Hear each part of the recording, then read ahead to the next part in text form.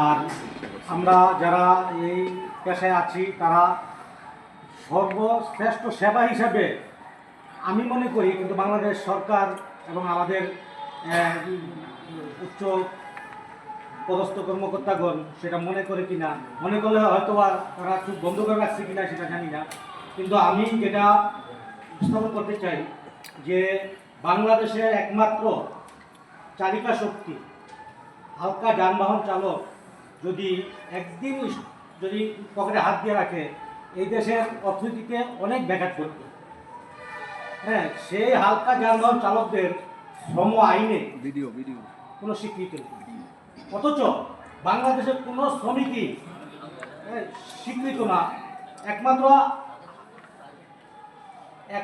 হালকা যানবাহন চালক ড্রাইভাররা বাংলাদেশের স্বীকৃত বিআরটি এর লাইসেন্সধারী শ্রমিক থাকা সত্ত্বেও কিন্তু শ্রম আইনে তাদের কোনো প্রতিকার নেই, তারা কোনো আইনের অন্তর্ভুক্তই হয় না। আমরা যারা এই হালকা যানবাহন গাড়ি চালক হিসাবে পেশাগত আছি, আমরা নানাবিধ এই শ্রম আইনে অন্তর্ভুক্ত না থাকায় নানাবিধভাবে আমরা সমস্যার সম্মুখীন হচ্ছি।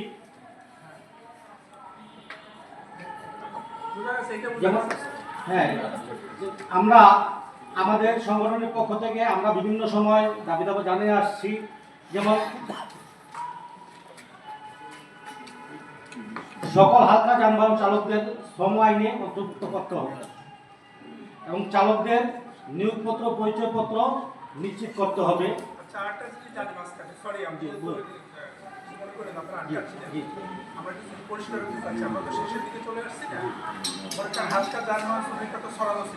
জি, বাসায় কাজ করে, প্রাইভেট ড্রাইভার, কেউ আবার অটো রিক্সা চালায়, জি, সেক্ষেত্রে তাদেরকে যদি সময় অন্তর্ভুক্ত করে ইউনিয়ন করার অধিকারটা যদি ঠিক করা হয়, আপনারা দাবিনামা দেবেন কেন?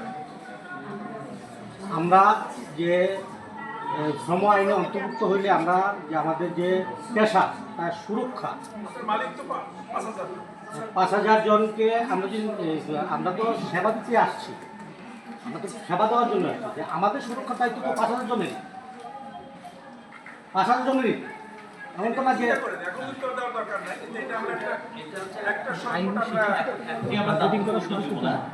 কিন্তু আমরা যেটা বলবো যে কোনো পেশা একটা ন্যূনতম যদি মজুরির মানদণ্ড সরকার ঠিক করে দেয়, তাহলে আমরা সেই মানদণ্ড যদি করতে মালিকের সঙ্গে বার্গেনিং করবো।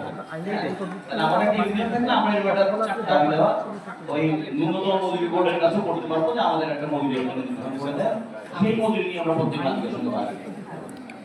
এটা আমরা একটু ভাববো আমরা আরো কিভাবে করা যায় এটা। জি, এটাই আমরা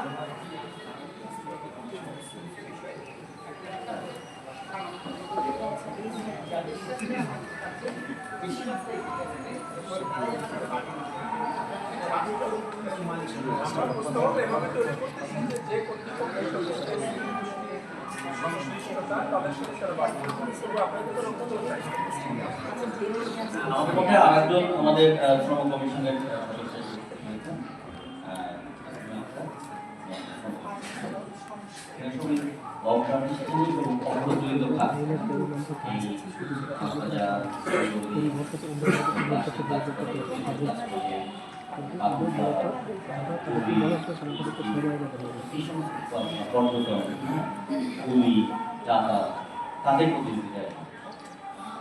তাদের একটা অভিযোগ আছে তারা সদস্যদের কাছ থেকে বার্তা আছে যে আমরা কেউ তাদের কথা শুনতে চাই।